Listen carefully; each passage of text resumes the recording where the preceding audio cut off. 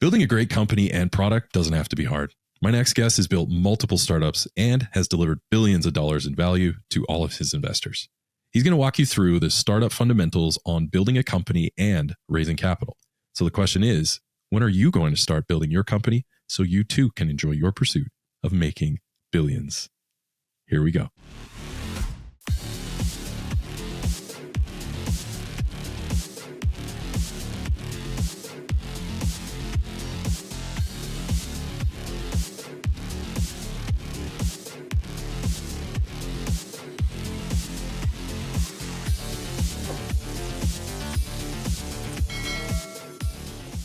Hey, welcome to another episode of Making Billions. I'm your host, Ryan Miller, and today I have my dear friend, Tim Hwang. Tim is a legend in the FinTech and healthcare industry. His track record in building successful companies and delivering value for his shareholders is unmatched. His companies have generated billions of dollars in value, and he has completed dozens of acquisitions worldwide. He has secured over $230 million in funding from some of the industry's biggest investors.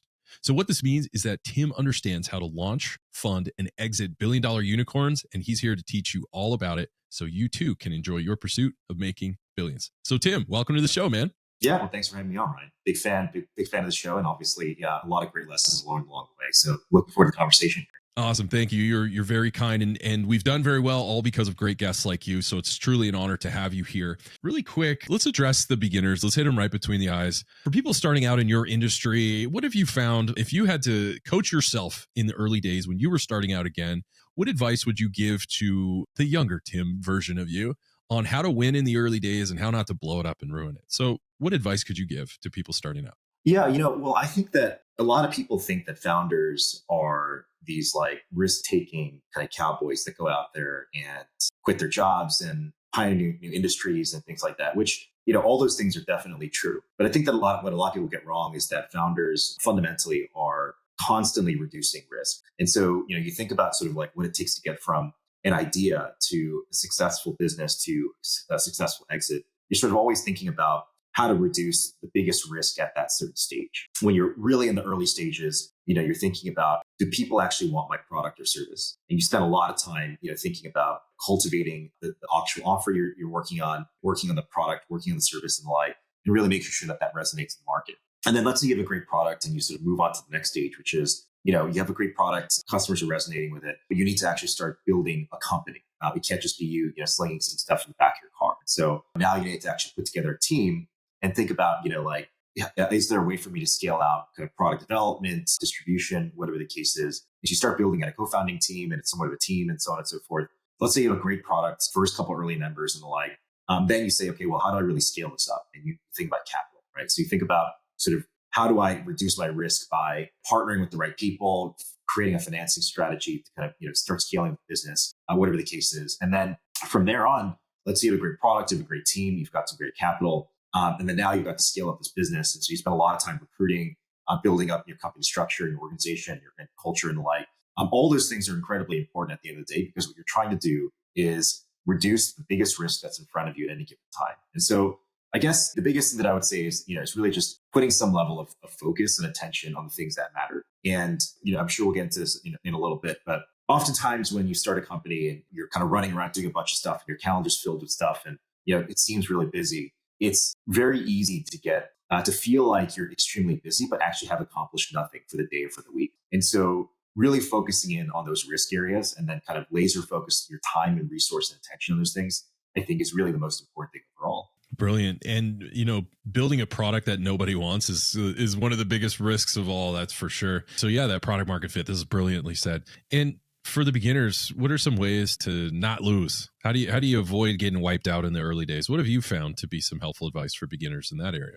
I would say that a lot of it comes down to sort of, old fashioned talking to customers. As crazy as it sounds, I think, customers tend to actually have almost all of the answers, especially in the early days. With my first company, I literally remember, my co-founders and I made a Google spreadsheet and we literally just copied and pasted prospects. And then we went over to 7-Eleven and we bought those prepaid burner phones and just sat down cold calling customers, trying to get their feedback on whether they would buy this product and how much they would pay for it. And we just did that literally hundreds, if not thousands of times over and over and over and over and over again, just to get that customer feedback. And so I think that I have this sort of saying that I tell my product managers in any company that I work with, which is that people try and make business really complicated. They put like a lot of really complicated terms with like, accounting and finance, corporate strategy and stuff. And I think business is really simple. Ultimately, I think it's basically a business exists to solve a problem for customers and to do it over and over. I don't care if you're selling electric vehicles or enterprise software or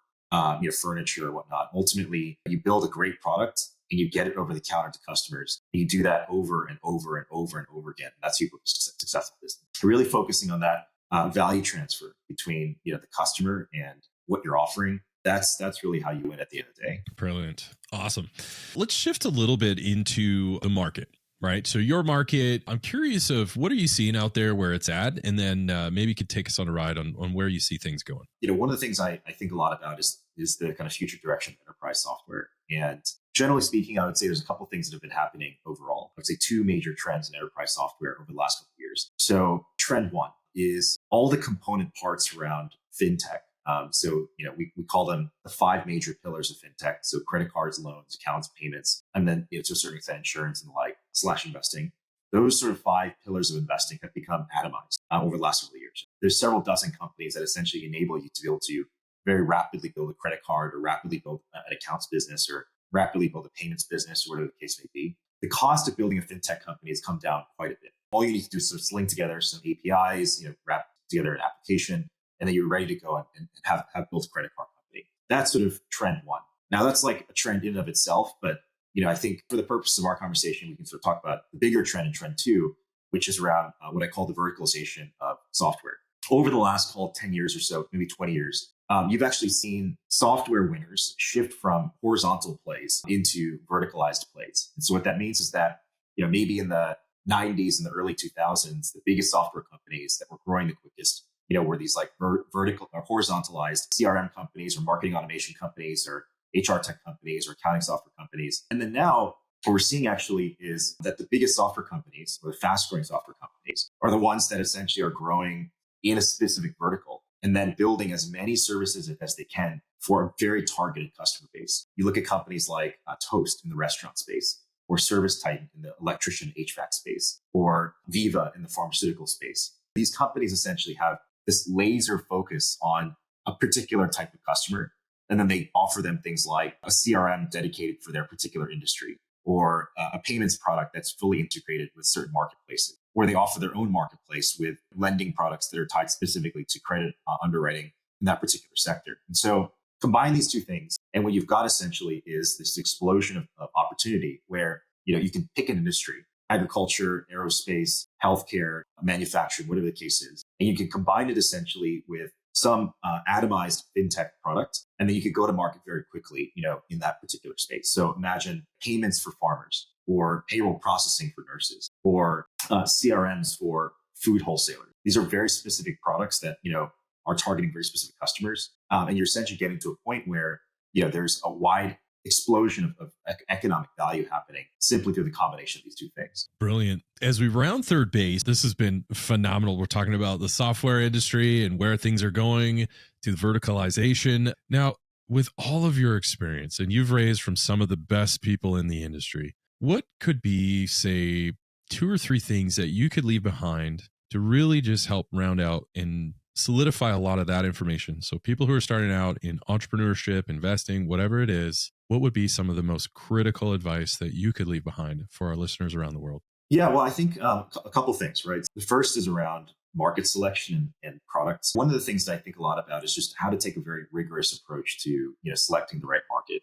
You can imagine, for instance, like this gigantic like mental or virtual spreadsheet that you can sort of create. On the x-axis you have industries, on the y-axis you have software categories. So like CRM, HRIS, accounting, whatever, marketing. And then, and then you essentially have like aerospace, healthcare, whatever. And so you can actually look at each opportunity independently. You can say, what does the market opportunity look like for, HR and talent management for, the seasonal agriculture space or something? Or what does the accounting software market look like for manufacturers? And then you can sort of identify market growth rates, total addressable market, so all these things, and sort of do the actual rigorous research, and then actually end up with a series of business ideas that you can sort of go after. So if you're ever really stuck on, what to build. I think that really trying to have a very data driven and rigorous approach, to so methodically essentially identify where those opportunities are is really important. I think that the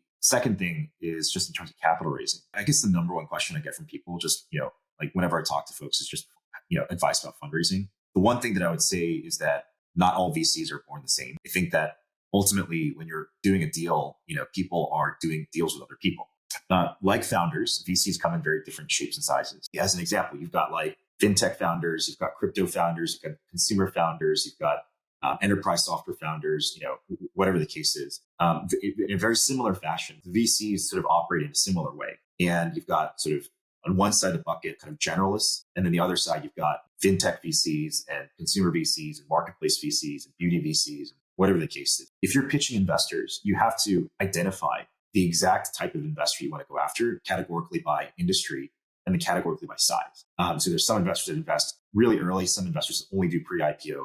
And so the way that you waste a ton of time is if you just talk to everyone all the time, instead of being very targeted about people that are very interested and specialize in your space. And then the last thing I would say is, and this is like more wishy-washy, I would say, but it's really about building a culture and a team that really resonates with your values. It's not just like, the things that you sort of drape on the walls that say like teamwork and collaboration, excellence, but like really thinking about what is the type of business that you want to run. And if you were an employee, right, at this company, what are the values that you would want the management team to have? And in many cases, those things are very personal. There might be things like having a sense of responsibility, focusing on professional development, whatever the case is. And so you've got to really think about that, and almost parallel to your business plan, you've really got to be very explicit about what your values are, and then be able to implement those in your hiring, your recruiting, your promotions, whatever the case is. And that's how you build a very strong culture for business, for a decade plus in the future. Brilliant. As we wrap things up, this has been good, man. This has been jam-packed with value. I'm truly honored that I know you're a busy guy and you've taken a ton of time to spend with me. And we're going to get you back on there, raising hundreds of millions of dollars and just dominating the fintech space. So really appreciate you coming on, Tim, and sharing that with our fans around the world. Just to summarize, folks, do your market research. Make sure you understand what's going on in your market, making sure that you are building something that customers want. Second thing that Tim mentioned is, hey, when you're raising capital, your hit rate's going to go up when you actually approach VCs that are looking for stuff in your sector. Not all VCs, take it from me, folks, I get hit up all the time. Not all VCs just invest in startups. They invest in startups in particular sectors. So make sure that you understand the sector of the VC. Just do a little bit of homework and you'll find out. If you're a clean energy guy, don't start approaching a software VC, right? Like there's a big difference. And then finally, build a winning team. All starts with understanding your values. So don't rely too heavy on the resume. Yes, it matters, but it's not the one thing that rules it all. It's also values and their integrity, their attitude. There's a lot of those soft skills that really go the distance. You do these things and you too will be well on your way in your pursuit of making billions.